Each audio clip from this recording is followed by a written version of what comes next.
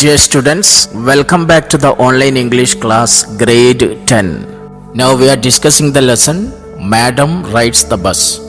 Wally was returning from the town.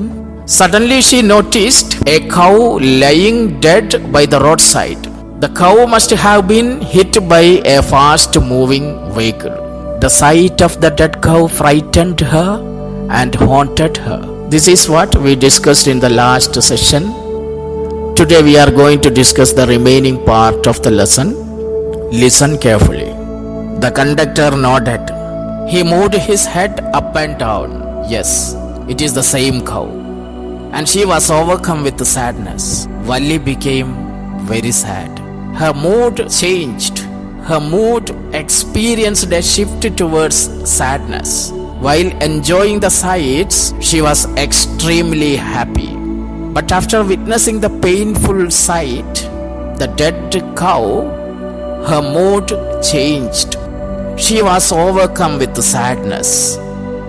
What had been a lovable, beautiful creature just a little while ago had now suddenly lost its charm and its life and looked so horrible, so frightening as it lay there, legs spread-eagled, a fixed stare in its lifeless eyes, blood all over. How a lovable, beautiful, playful creature instantly transformed into a horrible and lifeless one.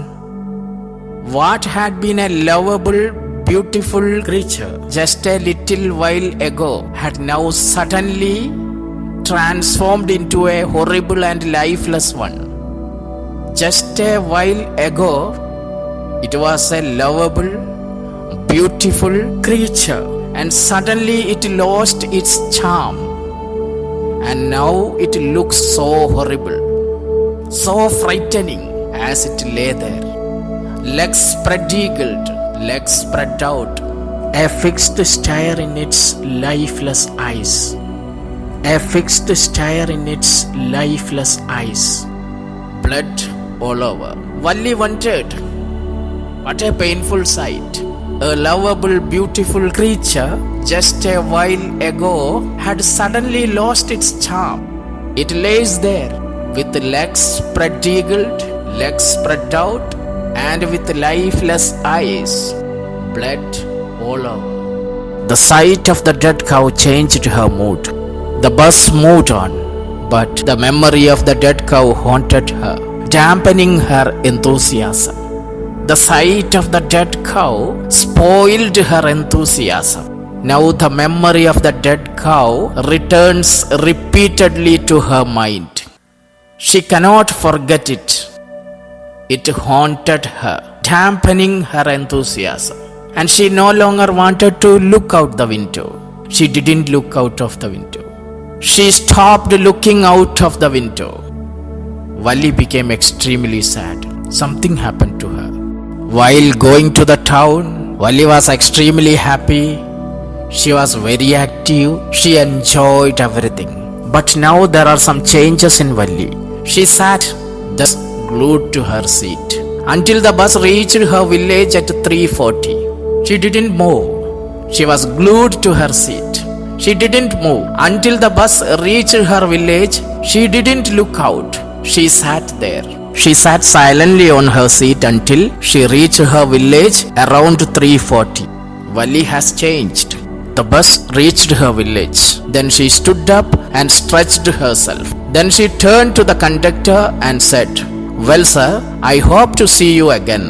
Wally reached her village, so she stood up and stretched herself. Then she turned to the conductor and said, "Sir, I hope to see you again." "Well, sir, I hope to see you again." The bus reached her village. "Well, sir, I hope to see you again." Wally conveyed her intention of seeing the conductor again. Then the conductor replied in a sarcastic manner. "Okay, madam," he answered her, smiling. "Okay, madam. Whenever you feel like a bus ride, come and join us. And don't forget to bring your fare." The conductor told Wally whenever she feels to have a bus ride, come and join with them. And don't forget to bring her fare. Whenever you feel like a bus ride, come and join us and don't forget to bring your fare. Conductor replied in a sarcastic manner. He told her not to forget her fare the next time. She laughed and jumped down from the bus. Wally laughed and she jumped down from the bus. Then away she went, running straight her home. And she started running straight her home. She reached her home. When she entered her house, she found her mother awake and talking to one of Wally's aunts, the one from the south street. Wally reached her home and she found her mother awake from her afternoon nap. When she returned home, Wally found her mother awake.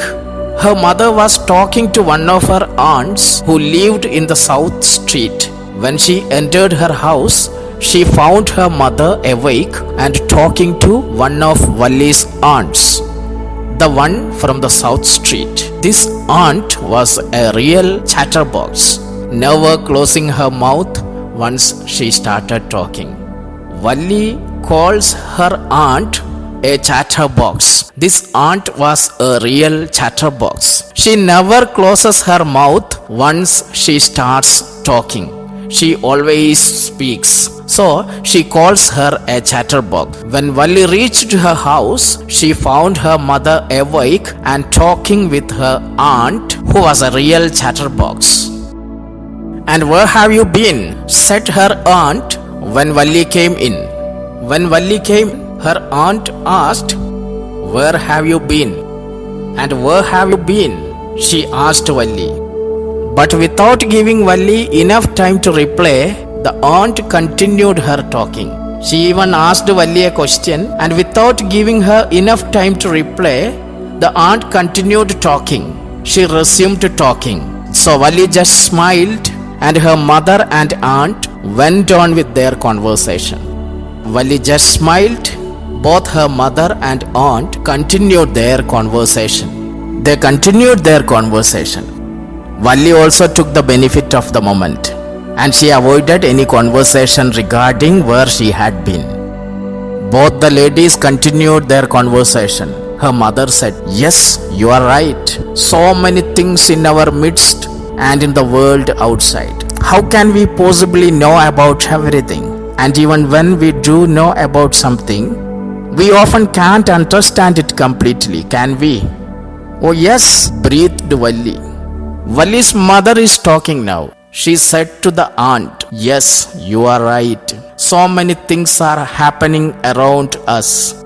But," she said, "so many things in our midst and in the world outside. So many things are happening. How can we possibly know about everything? How can we possibly know about everything?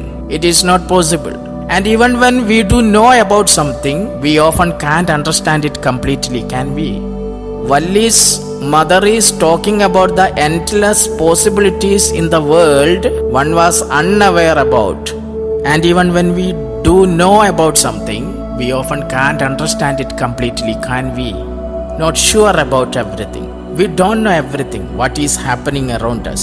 If we know also, we don't understand it completely, can we? Her mother was talking with her aunt. To this, the reply came from Wally. "Oh yes," breathed Wally. Wally agreed to what her mother was saying. While her mother and aunt were talking about the endless possibilities in the world one was aware about, Wally replied, "Yes, yes.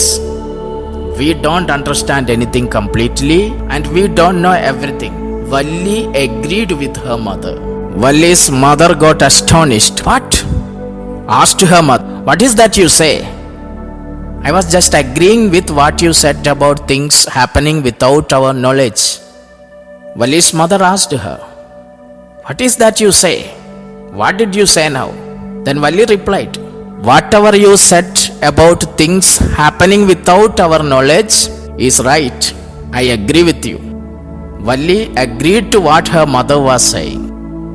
She said that she was agreeing to what her mother was saying. Then the aunt replied, "Just a chit of a girl she is," said her aunt. "And yet look how she pokes her nose into our conversation, just as though she were a grown lady. Little girl, but see how she interfered in our conversation." Poke her nose means to take an interest or get involved in someone else's private affairs. You look how she interfered into our private conversation. Yet look how she pokes her nose into our conversation. She's a child, but see how she reacted, just as though she were a grown lady. She reacted like a lady. She acted like a grown-up lady. Did you see it? Did you see how Wally interfered? Did you see how Wally reacted? This small child reacted like a grown lady. The aunt remarked, "She reacted like a grown-up lady. She interfered, she replied like a grown-up lady." Wally smiled to herself. She didn't want them to understand her smile. She didn't want them to understand her smile. But there wasn't much chance of that, was there? No one knew about her bus journey. Wally didn't want them to understand her smile. Wally smiled to herself and didn't want them to understand her smile. There wasn't much chance of that, was there? There was no chance to find out. There was no chance. No one knew about her bus journey. Thus, Madam completed her bus journey. Madam fulfilled her desire. She got a new vision about life and death. She got a new idea that nothing is permanent in this world. Wally has changed. Wally got a realization about life and death. Dear students, our lesson is over. It is a simple lesson written by Wally Kannan. I hope you enjoyed the lesson. Go through the lesson, read the lesson, be familiar with the content of the lesson. Complete the given homework and send it in the group. Thank you for listening. Thank you very much.